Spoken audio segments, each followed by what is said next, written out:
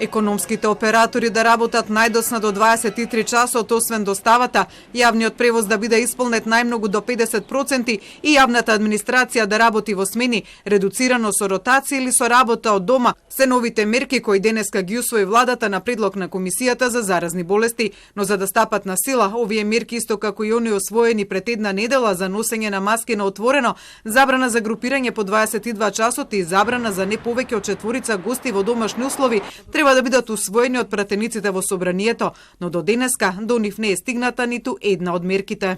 Ние такви мерки во собранието до овој момент кога зборуваме немаме добиено од владата. Но во пакет ако стигнат, сигурно во пакет ние ќе ги разгледаме.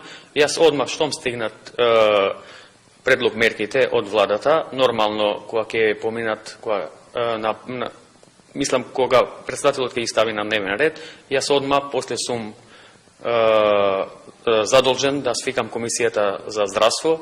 За сега со измени на Законот за заштита на населението од заразни болести се предвидува зголемување на ингеренциите на инспекцијските служби, но из овие измени денеска не расправаа пратениците, бидејќи опозицијската ВМРО-ДПМН побарала дополнително време да ги разгледа предлозите. Опозиционерите, како што се дознава, имале сомнеш во некои од одредбите. Според информација од собранието, законот повторно би се нашол пред пратениците идната недела на 27 октомври, кога би се комплетирало владачкото мнозинство со двајцата пратеници кои сега се во изолација поради COVID-19.